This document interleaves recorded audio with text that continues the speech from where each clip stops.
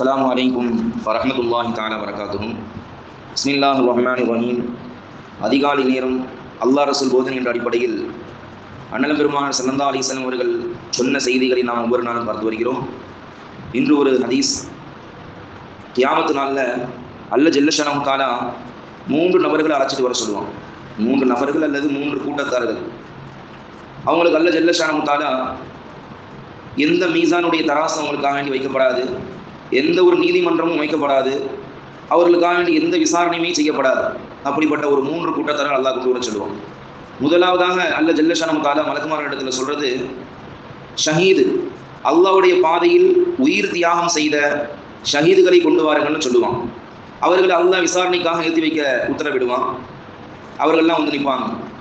பிறகு அடுத்தபடியாக முத்தசத்திகீன்கள், யாரெல்லாம் இந்த உலகத்தில் அல்லாஹ் ரசூல் கொடுத்த பொருளாதாரத்தை யாரெல்லாம் இல்லை என்று கேட்டு வரக்கூடியவர்களுக்கு, வறியவர்களுக்கு, இல்லாதவர்களுக்கு தன்னால் முடிந்த அளவு தான தர்மங்கள் செய்கின்றாரோ அப்படிப்பட்ட முத்தசத்திகீன்களை, தான தர்மம் செய்பவர்களை கொண்டு வர சொல்லி அல்லாஹ் கட்டளையிடுவான்.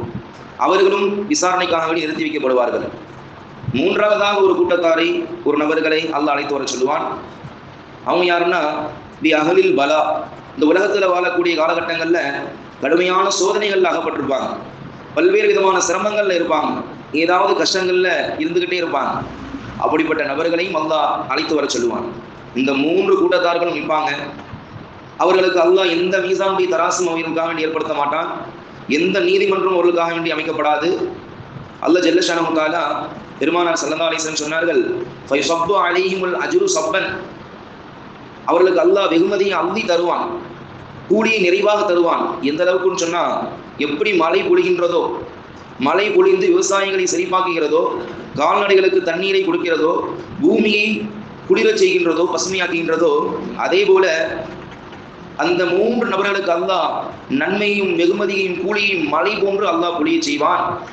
இதை இந்த உலகத்தில் சுகமாக வாழ்ந்தவர்கள், நல்ல செல்வாக்கோடு அந்தஸ்தோடு இந்த உலகத்தில் வாழ்ந்தவர்கள், அல்லாஹ்வுடைய பாதையில எந்த ஒரு செலவினங்களும் செய்யாம, அல்லாஹ்வுடைய பாதையில ஒரு துளி கூட தன்னுடைய இரத்தத்தை அல்ல வியர்வையை கூட சிந்தாமல் சொகுசாக வாழ்ந்த மக்கள் இந்த நல்லடியால் கொடுக்கக்கூடிய வெகுமதிகளை பார்த்து எந்த அளவுக்கு பொறாமப்படுவாங்க, ஆசைப்படுவாங்க, ஆர்வப்படுவாங்கன்னு சொன்னா, உலகத்துல ஒரு சின்ன கீரலாவது நமக்கு விழுந்திருக்க கூடாதா, ஒரு கத்தரிக்கோளால ஒரு சின்ன வெட்டு கூட நமக்கு விழுந்திருக்க கூடாதா, அது உலகத்திலேயே நம்ம தாங்கிட்டு பொறுமையா இருந்திருந்தோம்னா, இந்த உலகத்தில் இருக்கக்கூடிய எல்லா கஷ்டத்தையும் நாம் பொறுத்திருந்தோம்னு சொன்னா, மறுமையில மஹ்ஷர் மைதானத்துல கியாமத் நாள்ல அல்லாஹ் நமக்கு இவ்வளவு பெரிய வெகுமதியை கொடுத்திருப்பானே, இவ்வளவு பெரிய அந்தஸ்தை கொடுத்திருப்பானே, இவ்வளவு பெரிய நற்கூலியை கொடுத்திருப்பானே என்று பொறாமைப்படக்கூடிய, ஆசைப்படக்கூடிய, ஆர்வப்படக்கூடிய மிகப்பெரிய அந்தஸ்தை அல்லாஹ் அவர்களுக்கு தருவான் என்பதாக அண்ணல் பெருமானார் ரசூலுல்லாஹி ஸல்லல்லாஹு அலைஹி வஸல்லம் அவர்கள் சொல்கின்றார்கள்.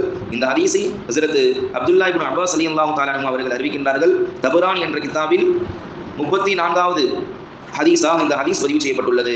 அல்லாஹ் ஜல்ல ஷஅனஹு தஆலா உலகத்தில் வாழும் பொழுது அல்லாஹ்வுக்கும் அல்லாஹ்வுடைய ரசூலுக்கும் பிடித்தமான முறையில் வாழ்வதற்குண்டான பாக்கியத்தை அல்லாஹ் தரணும். எத்தனையோ சஹாபாக்கள், நல்லடியார்கள் இஸ்லாத்திற்காக வேண்டி, இஸ்லாமிய மார்க்கத்திற்காக வேண்டி, அல்லாஹ் ரசூலுக்காக வேண்டி தன்னுடைய உயிர், பொருளாதாரம், மனைவி, மக்கள் எல்லாத்தையும் தியாகம் செஞ்சாங்க. ஆனால் நாம் அல்லாஹ்வுக்காக வேண்டி ரத்தத்தை சிந்தா அல்ல, வேர்வையை சிந்துவதற்கு கூட கஷ்டப்படுறோம்.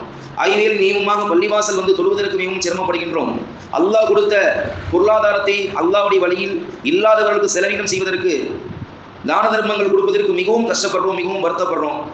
நம்மகிட்ட இருந்து போயிருமோ, நம்ம கஷ்டத்தில் ஆயிருமோ என்று பயந்து கொள்கின்றோம். அல்லாஹ் பாதுகாக்க வேண்டும். பெருமானார் ஸல்லல்லாஹு அலைஹி வஸல்லம் சொன்னார்கள், நீங்கள் 1 கொடுத்தால் அதற்கு பகரமா அல்லாஹ் 10 தருவான் என்று சொன்னாங்க.